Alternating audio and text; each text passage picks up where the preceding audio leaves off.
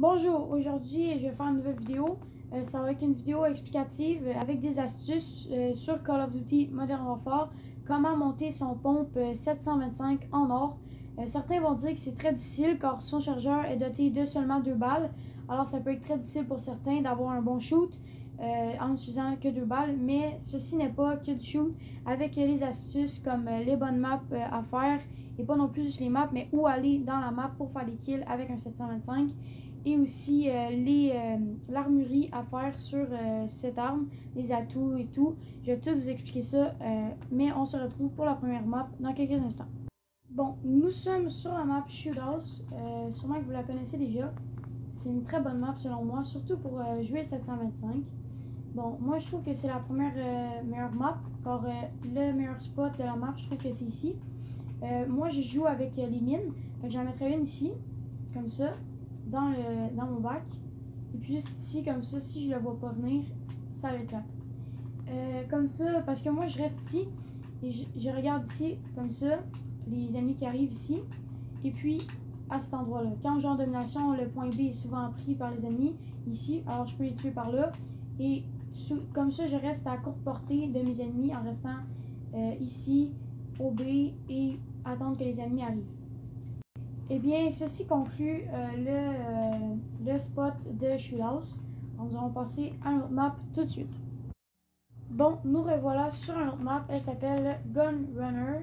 Juste ici, on voit. Là, je me suis mis en partie privée. Mais d'habitude, quand moi je monte le pompe, comme je disais en Shoothouse, je joue en domination. Fait que c'est le même système. J'ai encore des mines. J'en mettrai une juste ici, à ma gauche. Comme ça, s'il y a quelqu'un que je ne vois pas arriver, moi je me poserai ici tout le temps.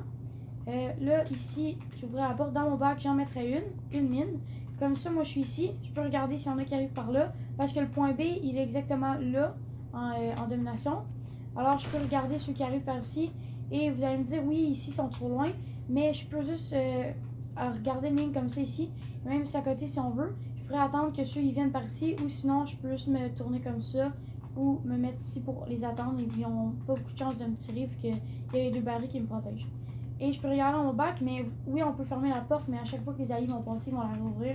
Fait que ça sert à rien de fermer la porte, mais au moins avec la mine, on est correct pour pas se faire tuer dans le bac.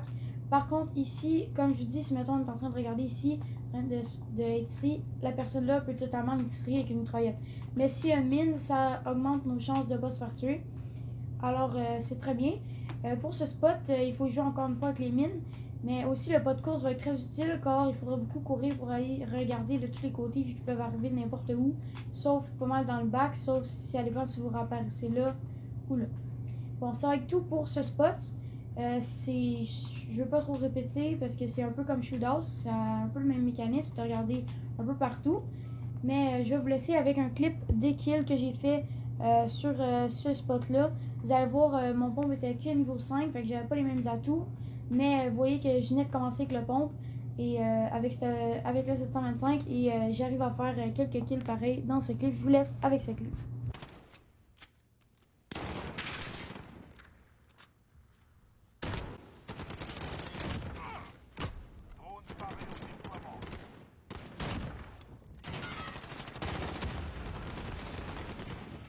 Bon, maintenant je suis rendu aux accessoires. On va aller en armurerie. Mon premier accessoire, c'est une bouche, c'est étouffement, car le plomb va se rendre plus loin, car la dispersion du plomb va se réduire.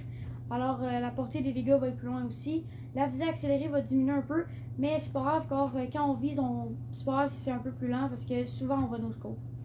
Ensuite, le deuxième atout, c'est le canon, c'est le Tempus de compétition 32, mais ça fait la même chose, dans le fond, les portées des dégâts vont être plus loin et la dispersion des plombs va être réduite. Encore une fois, on va perdre un peu de vitesse, mais c'est pas grave, car l'atout tout de suite après, la crosse, la laser, premièrement, la laser et la lunette, je trouve que ça servait à rien d'en mettre, alors je ne l'ai tout simplement pas mis.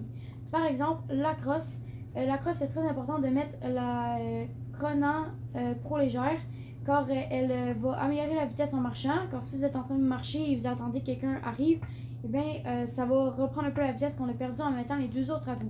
Tandis que les autres perdaient trop de stabilité, trucs comme ça, je trouvais que c'est celui-là le moins pire pour un niveau stabilité. Alors j'ai mis cette crosse. Comme atout, j'ai mis tour de passe-passe, ça va faire que la vitesse du rechargement sera bien plus vite.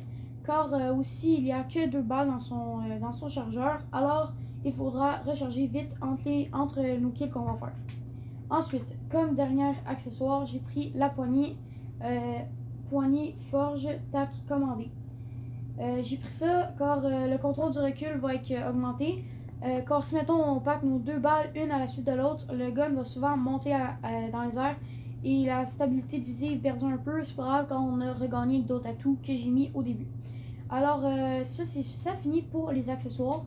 Et comme je vous disais, j'ai mis pas de course dans les atouts.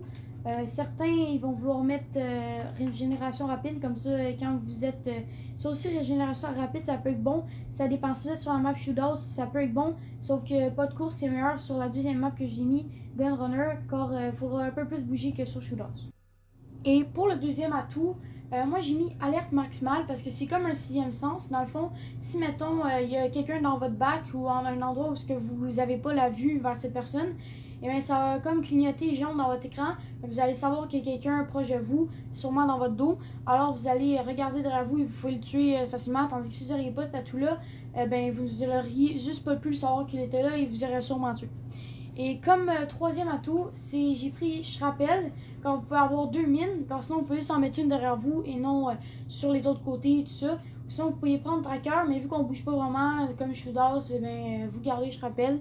Et c'est tout pour les atouts. Ça va conclure cette vidéo. J'espère que vous avez aimé. Si oui, vous pouvez liker. Et je pense qu'après toutes ces astuces que je vous ai dit, vous allez être capable de le mettre en ordre très facilement. Bonne chance à vous.